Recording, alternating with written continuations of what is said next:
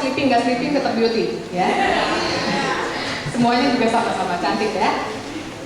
Kalau saya di sini adalah diminta untuk diminta partisipasinya untuk sharing pengalaman.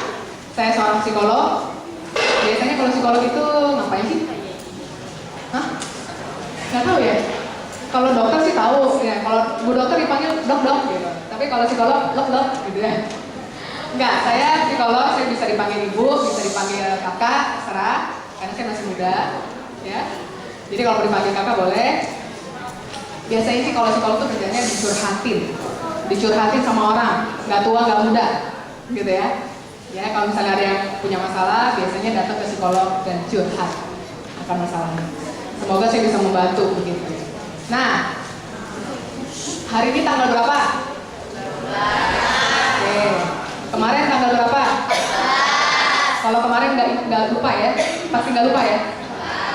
14 Februari ya. Oke.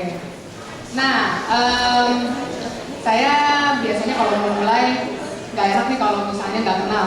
Di sini saya mau tanya, katanya di sini ada adik-adik dari SD, ada SD? Nggak? SMP? Yang dari SMP tuh tangan dong. Waduh, banyak ya? SMP loh, SMP ya? Oh ya, SMP di depan nih. SMK?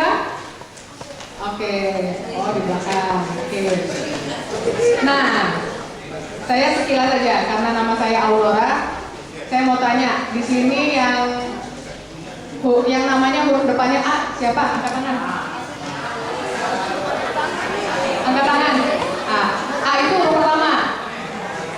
Ya. Nah, yang huruf pertamanya A, belakangnya A, ada nggak? Nggak ada. Yang huruf namanya A, kalau saya kan Aurora, belakangnya A juga gitu. Saya punya tips untuk memusatkan perhatian. Ya. Namanya gerakan switching. Kalau kita naik mobil, sebelum jalan, itu harus dipanasin dulu. Motor dipanasin nggak? Panasin juga ya, tapi lebih cepat. Oke. Jadi kalau kita mau belajar atau mau mendengarkan sesuatu, kita mau konsentrasi, pencet dulu tombolnya, cetek, gitu ya. Nah, sekarang saya mau mengajarkan ada gerakan-gerakan untuk kita bisa memusatkan konsentrasi. Ya, kita berdiri. Nah, kayaknya saya mesti berdiri di atas nih, biar kelihatan ya. Kita akan melakukan pemanasan. Nanti adik-adik akan mengikuti gerakan saya, ya.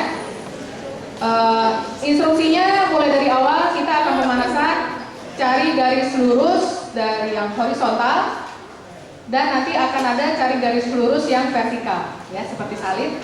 Pertama kita akan melihat gerakan yang seperti ini, kemudian akan melihat garis yang lurus, garis maksud saya, oke? Nah, letakkan. Dijamin gak ada yang gak punya pusar. Kenapa? Karena pusar itu dulu menghubungkan kita dengan ibu kita dan kita makan di dalam kandungan melalui pusar ya. Jadi gizinya masuk. Oke? Pusarnya ya mungkin ada yang agak ke atas ya, atau agak yang terlalu bawah. Tetapi ingat ya, pusar ini. Oke? Nah, satu tangan di pusar, satu tangan lagi kita buat yang seperti ini. Ya, di sini ada tulang dada, di bawahnya kita pijat-pijat, oke?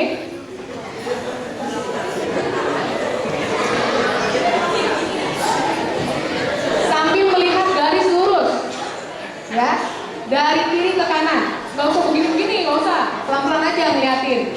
Soalnya kadang-kadang ada yang pusing, nah kalau pusing ya nggak usah terlalu cepat, atur nafasnya, ya. Ya sambil lihat garis lurus, nanti garisnya salib boleh, atau garis yang di atasnya boleh. Ganti tangan, sekarang tangan yang satu yang dipusar, yang tadi pijat-pijat, sekarang yang tadi pijat-pijat dipusar, yang dipusar pijat-pijat. Pelan-pelan, tapi tangan di atas bibir atas dan di bawah bibir bawah. Napasnya teratur. Lihatin dari atas ke bawah. Melototin. Kalau udah merasa cukup, ganti tangan. Yang tadi pijat-pijat dipusat.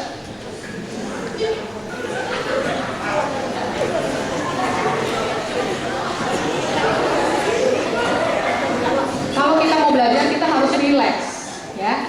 Satu tangan dipusat. Sekarang kita usap-usap pinggang belakang.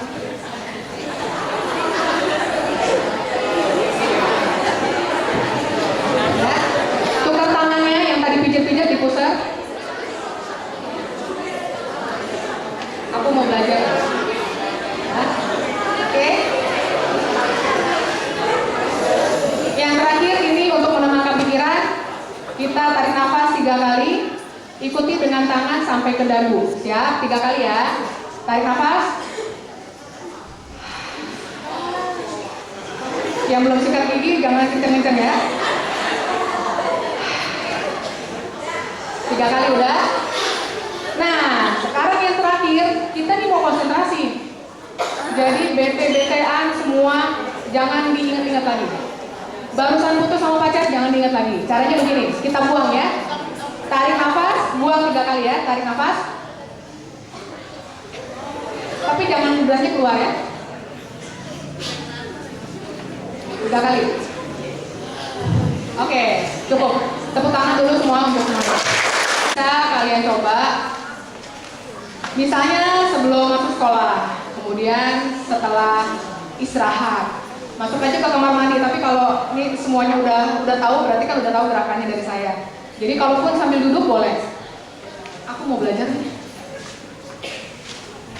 Gitu, oke? Itu gerakan dari saya. Nah, saya rasa sekarang sudah cukup untuk konsentrasi.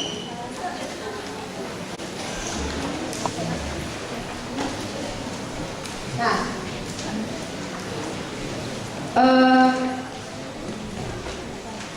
hari ini mau bicara tentang diri kita dan juga relasi kita dengan orang tua. Saya mau minta tolong dulu untuk dibagikan.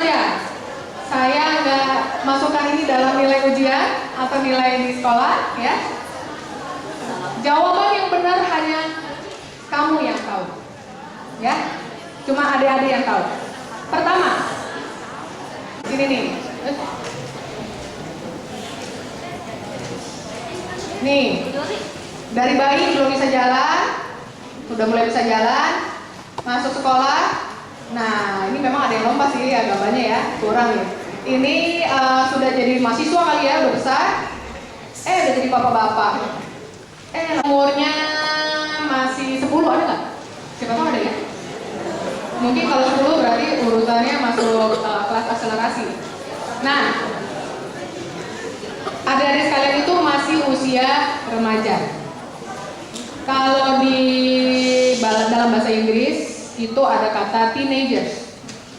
Jadi mulai dari, ya sebenarnya sih harusnya dari 12 ya, tapi mulai 13, 14, 15, 16, teenagers.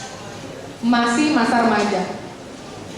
Masa remaja itu adalah perubahan anak menuju ke remaja. Umumnya anak perempuan sudah mengalami yang namanya haid ya di SMP, dan ada anak laki-laki sudah mengalami mimpi basah. Itu artinya dalam organ-organ reproduksi adik-adik sekalian itu sebenarnya sedang menuju dewasa, sudah mulai bisa menghasilkan keturunan.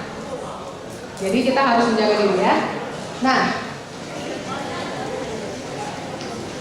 pada masa remaja itu pubertas, ada perubahan-perubahan lain.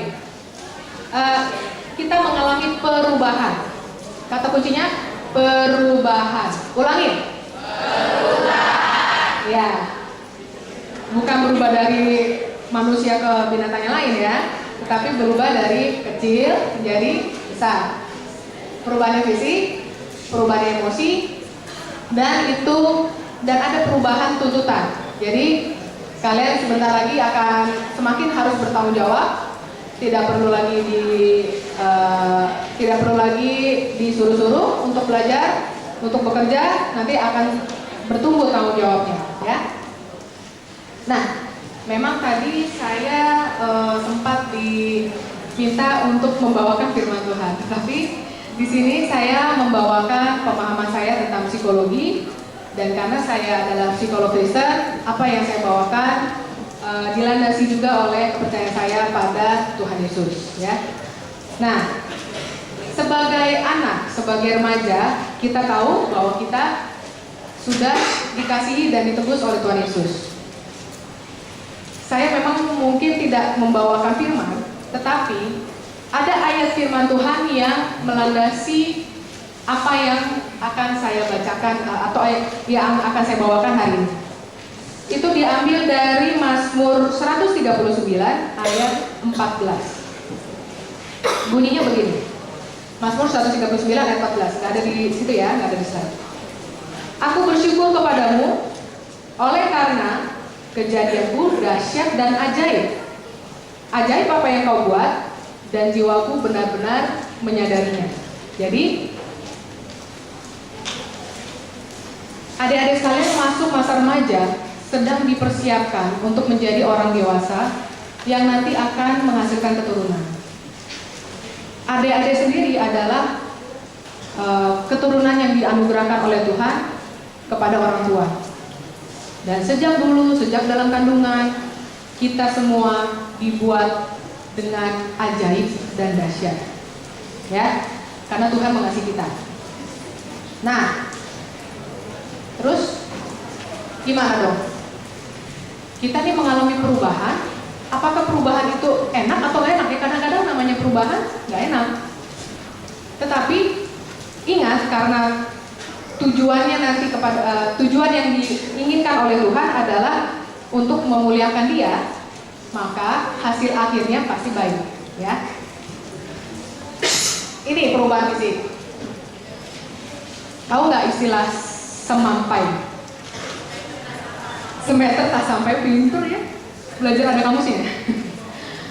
Nah, ini perubahan fisik yang dihadapi oleh kita semua. Perubahan tinggi yang paling kelihatan. Ya, kalau misalnya dulu waktu SD mungkin waktu SD ya, nih umur 8 tahun seginilah tingginya. Seginilah. Sekarang udah SMP seginilah gitu ya. Sebagian besar orang bertambah tinggi, dan sebagian besar orang tadi yang perempuan ya, usia-usia kira-kira mulai 11 tahun mengalami haid. Tetapi kita ini berbeda, kita ini unik ya, kita ini dibuat unik oleh Tuhan. Jadi kadang ada yang umur 10 tahun udah dapat haid, ada yang umur 14 baru dapat. Tetapi semuanya itu kalau misalnya jauh dari usia yang biasa, perlu memang memeriksakan kepada dokter ya. Misalnya umur 18 belum dapat haid, itu harus ke dokter. Nah, laki-laki juga begitu. Tadinya tingginya 100 cm, kemudian sekarang udah tambah tinggi, tapi belum ada yang nyentuh ini ya, langit-langit ya. Terus organ reproduksinya juga semakin matang, sering menghasilkan sperma.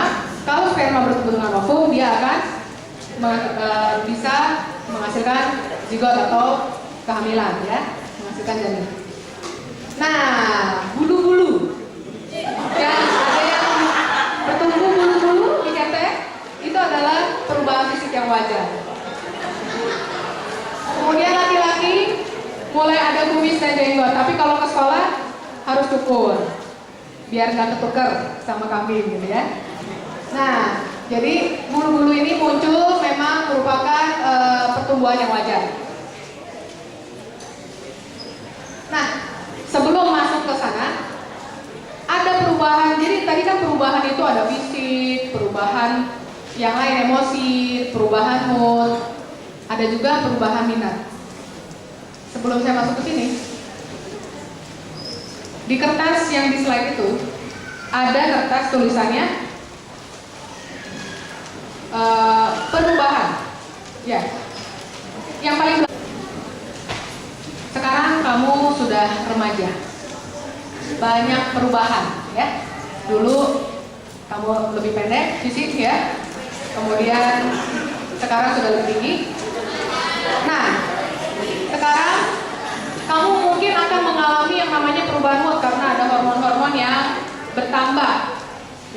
yang ada di dalam diri kamu.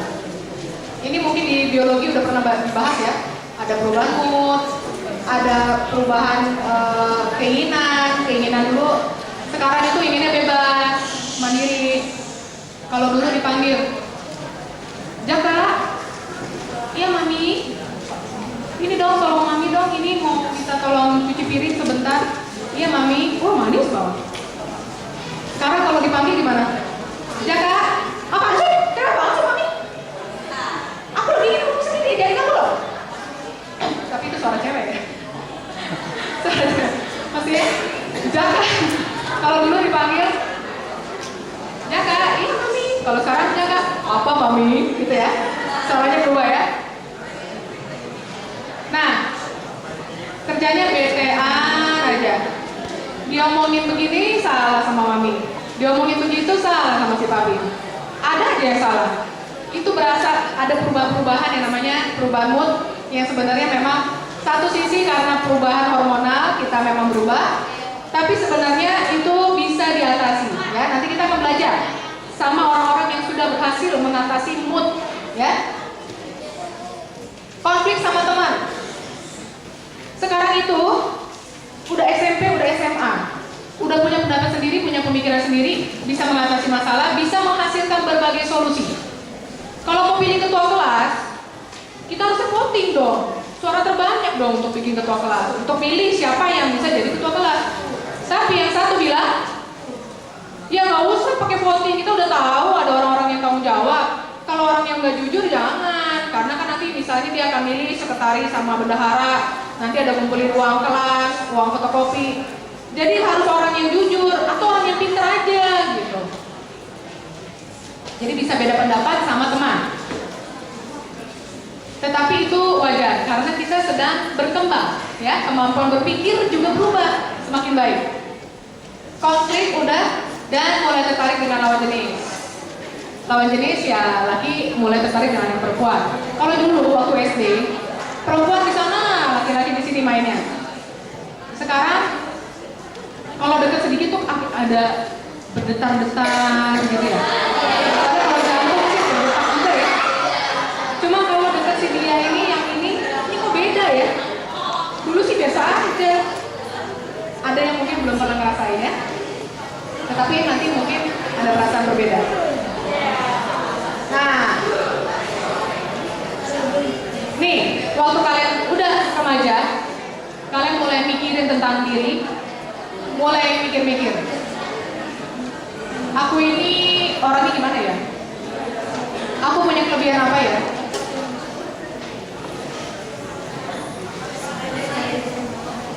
Aku ini orangnya gak bisa diem. Aku ini orangnya lucu, suka bercanda. Jadi aku sukanya temenan sama teman-teman yang suka bercanda juga. Kalau aku ini orangnya diem, aku sukanya sama yang teman-teman yang diem aja. Berisik kalau sama yang bercanda dulu gitu ya. Nah, ini namanya konsep diri. Jadi kita waktu berpikir tentang diri kita. Misalnya, kalau dulu saya berpikir saya ini orangnya penurut. Ya kalau dari tampilannya, mungkin tampang-tampangnya nggak berani ngelawan sama orang tua ya. Kalau dipanggil sama ibu, saya manggilnya mami juga sih. Kalau dipanggil sama mami, suruh bantu cuci piring, saya bantuin. Disuruh nyapu ngepel, nggak ada pembantu, saya nyapu gitu ya. Penurut deh pokoknya. Nah, lebih pintar dari sahabat saya. Banyak orang yang lebih pintar dari saya, tetapi banyak juga ya di antara sahabat-sahabat saya lebih menonjol. Dalam arti mungkin mereka sering bertanya ya kalau untuk pelajaran. Tapi ada yang lebih jenius gitu. Tapi saya cenderungnya lebih pintar. Saya paling gak suka bohong. Ini kaitannya sama udah bergaul. Menurut saya kalau lo suka bohong, nanti temen gak mau temenan. Dan saya juga gak suka dibohongin. Jadi itu adalah prinsip yang saya miliki sejak remaja. Kalau saya bohong, teman akan menjauh. Sementara saya suka banyak teman. Jadi saya mudah bergaul, jadi saya suka banyak teman. Ya. Pendapat kita, pemahaman kita, pengertian kita tentang diri itu berasal dari banyak hal. Banyak sumber. Intinya ada yang baik, ada yang buruk ya. Ada yang positif, ada yang negatif. Nah, orang-orang mungkin suka berkomentar, apa ya? Kalau dulu tuh saya, terus terang saya dulu minder karena dulu pakai kacamata, ya, kacamata sejak kelas 3 SD. Nah, itu sebenarnya berasal dari pandangan diri saya. Menurut saya, karena zaman dulu itu pakai kacamata tuh, kacamatanya tuh tebel frame-nya, dan nggak banyak yang pakai kacamata. Dulu tuh belum ngetren kacamata itu. Waktu saya kelas 3 SD itu, berapa ya? Pokoknya 15 tahun lalu lah. Udah lama. Nah, jadi menurut saya, kayaknya saya rada-rada lebih jelek daripada teman-teman yang lain. Nah, menurut orang lain juga repot ya kamu pakai kacamata mesti ngelepas kalau mau olahraga. Zaman dulu ya saya satu dari satu kelas, dua kelas, dari dua kelas cuma berdua yang pakai kacamata. Jadi kalau mau olahraga mesti copot dulu. Repot ya. Ya ribet ya kalau ngajak kamu misalnya mau berenang mesti nyimpen kacamata gitu. Itu pandangan orang lain. Terus yang bandingin sama orang lain. Kayaknya enak ya yang nggak pakai kacamata, tapi apa daya? Aku nggak bisa lihat kalau nggak pakai kacamata. Ini silinder gitu. Nah, atau ada juga norma dan budaya. Misalnya norma atau budaya itu begini. Kalau anak yang nggak naik kelas 2 kali atau 3 kali malu. Jadi hal-hal yang membuat kita malu yang menurut normalnya, menurut orang-orang sekitar itu memalukan. Atau wah kalau dari ini nih, dari misalnya dari kampung gitu ya, ada yang berhasil, wah keluarganya bangga sekali, udah jadi pejabat. Nah itu norma. Normanya sekarang ini kalau jadi pejabat itu orangnya berhasil, seperti itu, ya. Nah ini semua membentuk konsep diri kita, membentuk diri kita. Kita memandang diri kita ini positif atau negatif, ya. Nah, siapa aku menurut aku dan kamu. Jadi di dalam diri kita tuh seperti jendela. Hal-hal tentang diri kita itu seperti jendela. Nah, kita buka jendela pertama. Jendela pertama adalah hal-hal yang diketahui orang lain dan diketahui diri sendiri. Misalnya, misalnya saya diketahui orang lain dan diketahui diri sendiri, begitu dengan penampilan saya seperti ini, oh saya perempuan. Orang lain juga tahu saya perempuan. Karena saya menggunakan cincin, saya udah menikah kali ya. Nah, maksudnya orang lain orang lain juga bilang, ini udah menikah. Lalu waktu saya bilang saya psikolog atau diperkenalkan sebagai psikolog, Anda tahu. Jadi adik-adik semua tahu saya psikolog. Jadi itu adalah informasi dalam diri saya, dalam jendela terbuka saya, yang saya tahu, adik-adik tahu. Nah, jendela kedua, saya mau jendela keduanya yang ini dulu. Daerah tersembunyi, kalau bahasa Inggrisnya hidden self. Daerah rahasia, gitu deh. Nah, apa tuh? Hal-hal dalam diri saya yang saya tahu, tetapi adik-adik nggak tahu. Misalnya masa lalu. Tapi ada yang sudah adik-adik tahu. Misalnya ya, masa lalu saya minder karena pakai kacamata, ya. Oke. Sekarang setelah saya memberitahu hal itu, saya pernah dapat nilai jelek. Itu menjadi daerah terbuka saya. Ada masa lalu yang kita tidak sampaikan pada orang lain. Masa lalu ini bisa sesuatu yang buruk, bisa juga sesuatu yang baik. Tetapi kalau kita nggak memberitahu sama orang, orang nggak tahu. Ada namanya daerah buta. Daerah buta itu saya yang nggak tahu. Apa tuh ya? Saya nggak tahu tentang diri saya, tapi orang tahu. Bukan peramal, bukan maksudnya peramal, bukan. Misalnya saya dulu nih waktu pertama-tama belajar untuk membawakan seperti ini, saya jalan dari sana sampai sini gitu ya, jalan terus nih saya. Terus yang dengerin gini, Bu, tolong Bu, berhenti dulu sebentar. Pusing saya ngeliatnya. Saya nggak sadar, ini daerah buta saya. Saya nggak sadar kalau saya tuh lagi ngomong tuh sambil jalan-jalan, bikin orang pusing. Waktu saya dikasih tahu, saya jadi tahu. Itu adalah kritik. Ya, kritik tentang diri kita yang bisa kita anggap sebagai informasi yang berharga untuk memperbaiki diri. Jadi tadinya saya nggak tahu, tapi waktu dikasih tahu sama orang, misalnya kita pernah